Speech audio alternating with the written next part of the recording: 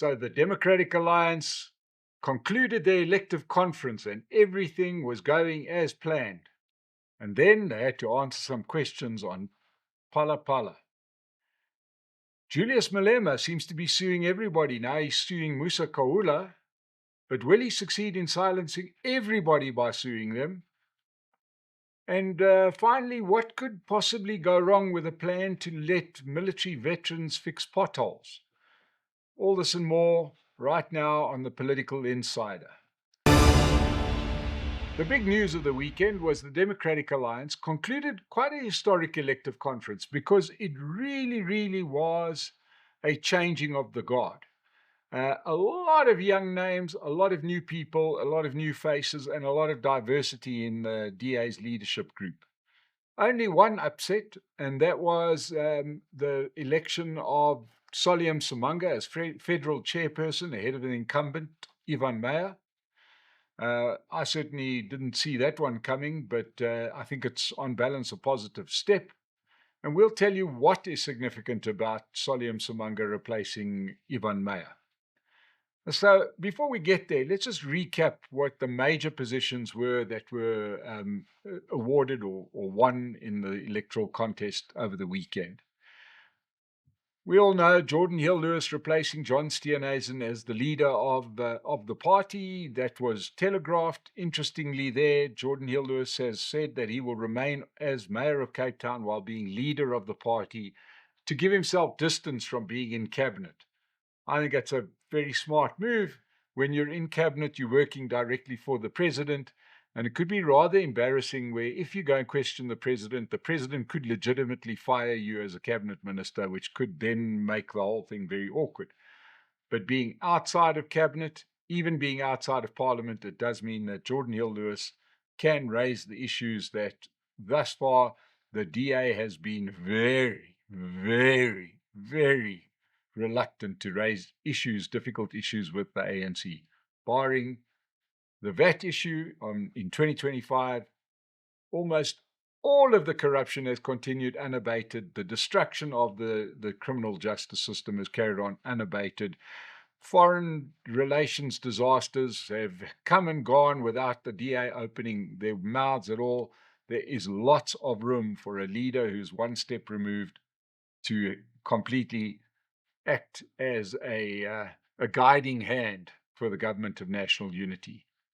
We mentioned the Solium Sumanga replacing Ivan Meyer as federal chair, and another important election was that of Ashor Sarupin, the current Deputy Minister of Finance, replacing Helen Zille as the chairperson of the Federal Council.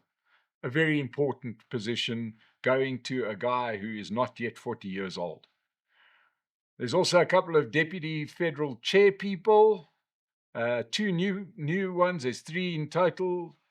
Siviwe Gwarube, the Minister of Basic Education, and Silias Brink, the DA's candidate for mayor in city of Tshwane, will be joining Sali Malatsi as deputy federal chair people inside of the Democratic Alliance. Now, what can we say about what happened? Is that nobody can say that the DA isn't transforming. It definitely is. Is it transforming fast enough? Well, for some people, nothing is fast enough. I think they are definitely showing that they have got a willingness to take on young talent. Understandably, or quite interestingly, just about all of the new talent has come through the Democratic Alliance's own structures. These are people that have been in the party since their student days, have worked their way through the ranks and ridden the ride up to the top level, to the executive suite. And I think that's a very important thing. Now, the DA, in the aftermath of this election, have quite understandably played the age card. And it's important. Only two people in the entire body of office holders are over the age of 50. Now, compare this to the ANC, where they call anybody under the age of 60 young, right? This is what generational change looks like. This is renewal that the ANC talks about, but never does. So the DA is playing that card and playing it hard. And I think that the energy of these young people in the party is going to stand them in very good stead. They also seem to have understood that they need to take the break away from their cozy little Western Cape hideaway. And this may have been the biggest factor in the victory of Solium Samanga as federal chairperson over Yvonne Meyer. It's an absolute acknowledgement that people from the more populous part of South Africa, i.e. up north, need to be instrumental in the party. And there is no doubt that this was a very, very strategic move. And I think it'll stand them in very, very good stead. So the elective conference happens, lots of blue confetti, lots of happiness, lots of smiley faces, and very well run, elective conference. And then along comes the news, which we reported on at the end of last week, that IPID, the investigative police, the police investigative department, these are the guys that investigate the conduct of police, have released their report, which is quite damning to the president's involvement. Yes, the policeman that worked for him did the wrong thing, but he was their principal. He is the president of the country. And according to that report, the president was quite happy to break the laws of the land. And now, of course, everybody is going to go straight to that leadership, as they should do, and say, what are you going to do about this? And they answered with, as one could expect, because this is a real conundrum for the Democratic Alliance, but not only the Democratic Alliance. Please, I've got to keep on stressing this. Yes, they are the second biggest party in the Government of National Unity, but there are 8 other parties there that also tend to hide behind the Democratic Alliance. The problem that you have with this Phala judgment, or the impending Phala investigation, is that part of the GNU deal is that you've elected Cyril Ramaphosa as a president. At that point, it looked like there was a lid on top of this bucket of toxic sludge. But now that lid seems to be slipping and the toxic sludge seems to be seeping. Now you've agreed to vote for this guy as president, and now you've got to kind of not live with him and certainly not protect him. But they can't go after him as hard as what the parties outside of the GNU can. They have made an agreement. They have signed an agreement where they would not do this kind of thing. So what you're going to hear a lot of is from the DA, and I expect the other parties, the law must take its course, which means that we're not going to say he must go. We're not going to say he must stay. What we're going to say is, let's settle it in the court. Let the court process take its place. And if the court process is starting to look really awkward for Cyril Ramaphosa and there's a judgment, then perhaps at that point they would say, time to change the leader of the GNU. But I think they're in an awkward position. But for now, they can enjoy the glow of attention that came from holding a successful elective conference, and they can worry about the chochos later. So that's where the DA is. Don't look for them to get too mouthy about Phala at this stage. As information comes out, that might change. Let's turn our attention to Julius Malema. Now, we reported last week about Julius Malema and his spat with Kenny Kunene, and that he had sued Kenny Kunene for defamation after Kunene claimed on Podcast and Chill that Malema was beholden, let's use that word, to the crime syndicate boss, the late crime syndicate boss, Mswazi. Carried out late trips to Mswazi's farm, dropped off Louis Vuitton bags full of cash and whiskey that's unmentionably expensive, right?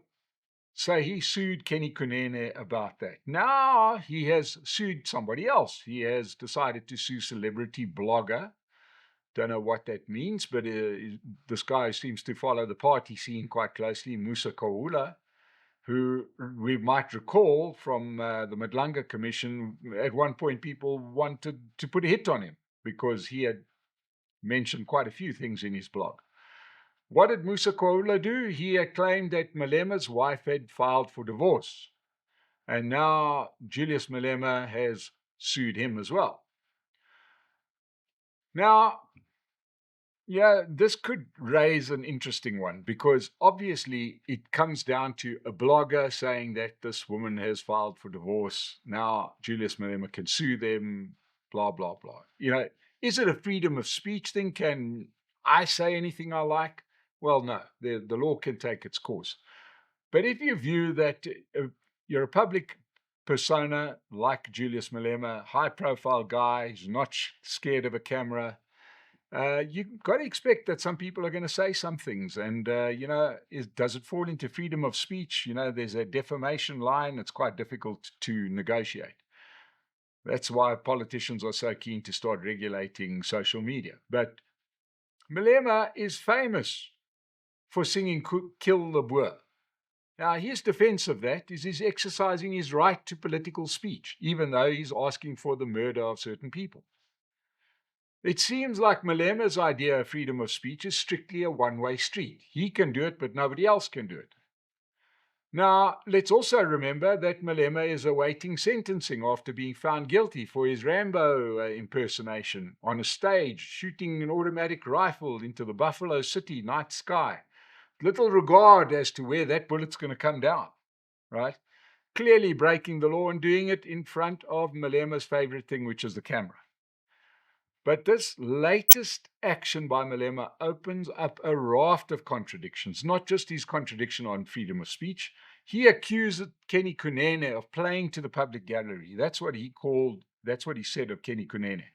This comes from a man who built his entire party's brand on playing to the public gallery. We've got to remember that they made their name in the protests in the State of the Nation address given by the president. And, having fights with security guards in front of the cameras.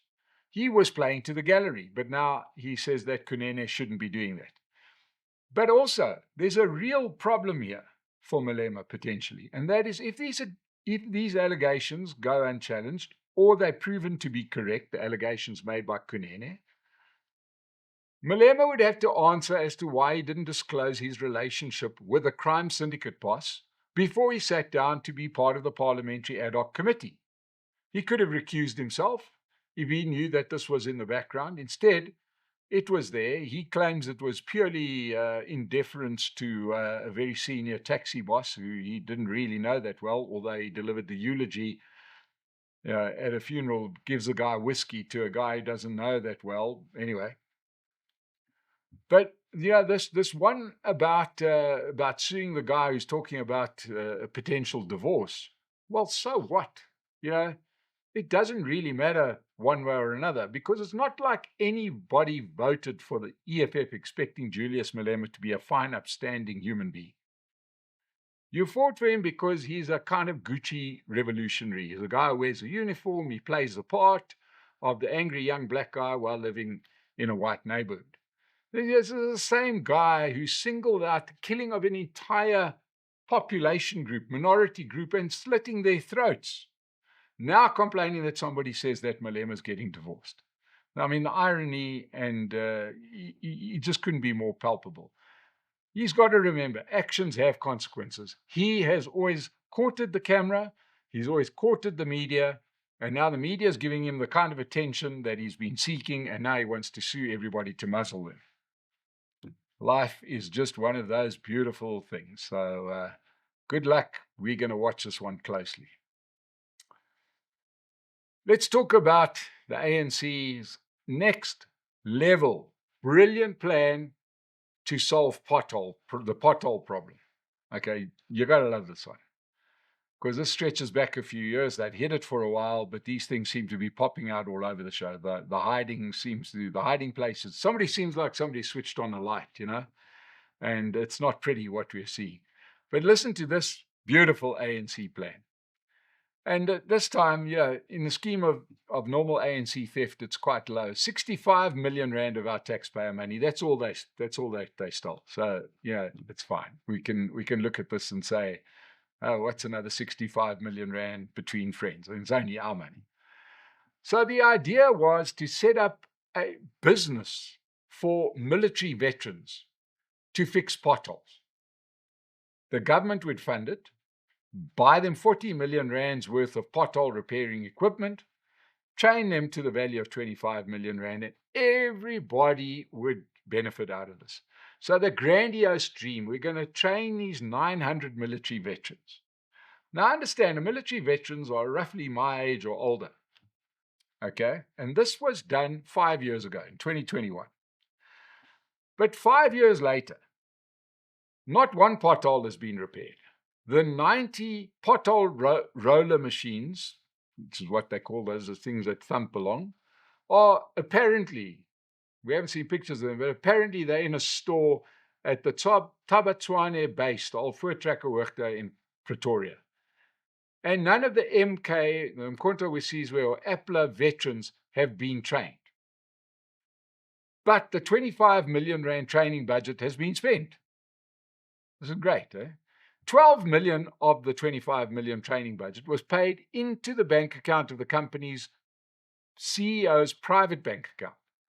And 13 million rand was paid to the company that was paid to do some training, although there's no evidence that they trained anybody. This tender was opened in September 2021, and the closing date was 1 o'clock that afternoon, the same day that the tender was opened.